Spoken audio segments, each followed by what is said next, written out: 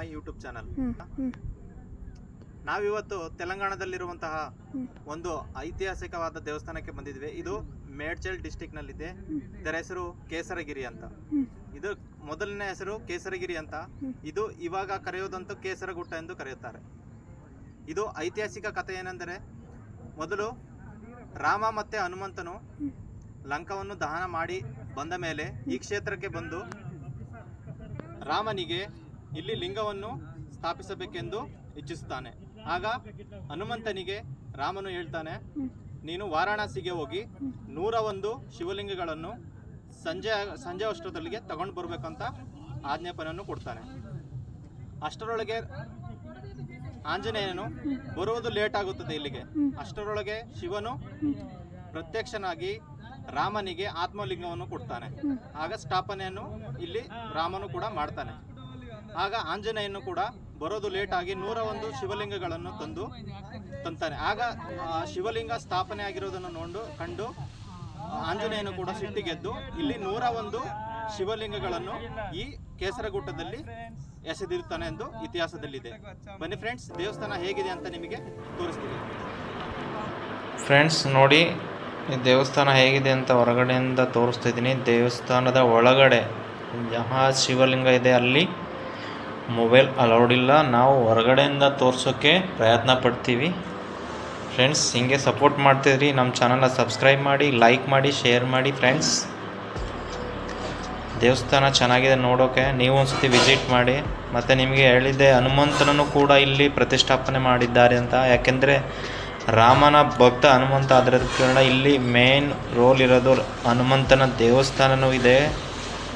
ಮತ್ತು ಹೊರಗಡೆ ವ್ಯೂ ಈ ಥರ ನೋಡ್ಬೋದು ದೇವಸ್ಥಾನ ಹೇಗಿದೆ ಅಂತ. ಫ್ರಂಟ್ ಸೈಡಲ್ಲಿ ಇದು ಬೆಟ್ಟದ ಮೇಲೆ ಇರೋದ್ರಿಂದ ನಾವು ಕೆಳಗಡೆಯಿಂದ ವೀಡಿಯೋ ಮಾಡಿರೋದು. ಫ್ರಂಟ್ ಸೈಡಲ್ಲಿ ನೋಡ್ಬೋದು ಎಷ್ಟು ಚೆನ್ನಾಗಿತ್ತು. ಇನ್ನೊಂದು ಹೇಳಿದೆ ಹಾಗೆ ಅಂತ ಫ್ರೆಂಡ್ಸ್, ಶಿವಲಿಂಗಗಳನ್ನು ಹನುಮಂತನೂ ಕೂಡ ಎಸ್ತಿರ್ತಾನೆ ಈ ಬೆಟ್ಟದ ಮೇಲೆ. ಮತ್ತು ಹೊರಗಡೆ ವ್ಯೂ ಈ ಥರ ಇದೆ. ಶಿವಲಿಂಗಗಳು ಹನುಮಂತನು ಸಿಟ್ಟಿಗೆ ಎಲ್ಲೆಲ್ಲಿ ಎಸ್ತಿರುತ್ತಾನೆ ಅಲ್ಲೇ ಶಿವಲಿಂಗಗಳಿದ್ದಾವೆ ನೋಡಿ ಫ್ರೆಂಡ್ಸ್. ಇಲ್ಲಿ ಶಿವಲಿಂಗಗಳು ಹನುಮಂತನು ಎಸೆದ ರಭಸಿಗೆ ಈ ಥರ ಶಿವಲಿಂಗಗಳು ಹೊಡೆದೋಗಿದೆ ಅಂತ ಹೇಳ್ತಾರೆ ನೋಡಿ ಫ್ರೆಂಡ್ಸ್. ಶಿವಲಿಂಗಗಳು ಇನ್ನೂ ಕೂಡ ಮುಂದೆ ತೋರಿಸ್ತೀನಿ. ಶಿವಲಿಂಗಗಳು ಎಲ್ಲೆಲ್ಲಿ ಇದ್ದೇವೆ ಅಂತ ಎಲ್ಲ ಪ್ರಯತ್ನ ಮಾಡಿದೆ. ನನ್ನ ಎಷ್ಟು ಪ್ರಯತ್ನ ಆಗುತ್ತೆ ಅಷ್ಟು ಪ್ರಯತ್ನ ಮಾಡಿದ್ದೀನಿ ನಿಮಗೆ ತೋರಿಸೋದಕ್ಕೆ.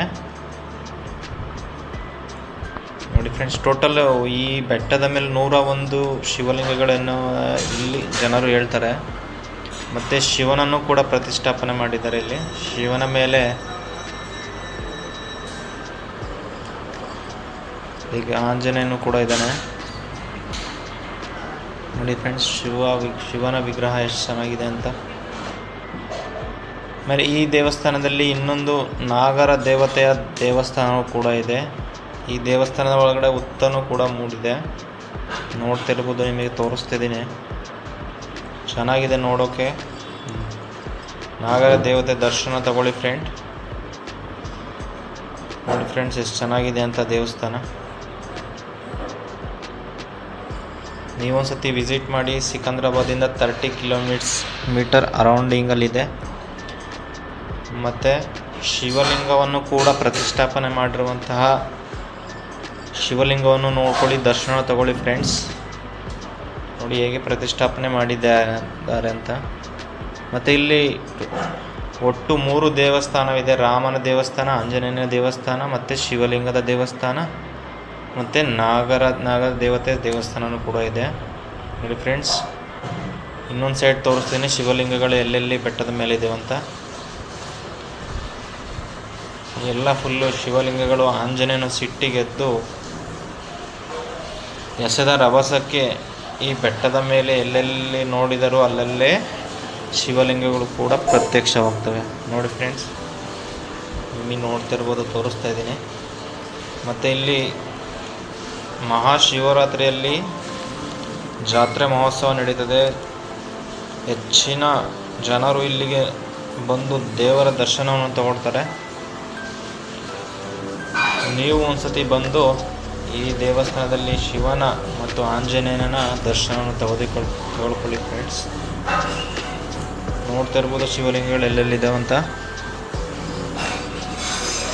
ಅಲ್ಲಿ ಇನ್ನೊಂದು ವ್ಯೂ ಬಂದರೆ ದೇವಸ್ಥಾನದ ಹೊರಗಡೆ ಬಸವಣ್ಣನನ್ನು ಪ್ರತಿಷ್ಠಾಪನೆ ಕೂಡ ಮಾಡಿದ್ದಾರೆ. ಎಂಟ್ರೆನ್ಸಲ್ಲಿ ಬಸವನು ದೇವರನ್ನು ನೋಡುವ ಹಾಗೆ ದೇವರ ಕಡೆಗೆ ಮುಖ ಮಾಡಿ. ಆಮೇಲೆ ಗೋಶಾಲೆನೂ ಕೂಡ ನೋಡ್ಬೋದು ನೀವು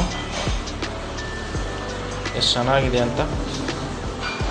ಫ್ರೆಂಡ್ಸ್, ನನ್ನ ಚಾನಲ್ಗೆ ಯಾರಾದರೂ ಹೊಸದಾಗಿ ನೋಡ್ತಾ ಇದ್ದರೆ ಪ್ಲೀಸ್ ಸಬ್ಸ್ಕ್ರೈಬ್ ಮಾಡಿ ಮತ್ತು ಶೇರ್ ಮಾಡಿ, ಸಪೋರ್ಟ್ ಮಾಡಿ, ಲೈಕ್ ಮಾಡಿ. ಹೀಗೆ ಸಪೋರ್ಟ್ ಮಾಡ್ತೀರಿ, ಮುಂದಿನ ವಿಡಿಯೋದಲ್ಲಿ ಬರ್ತೇವೆ.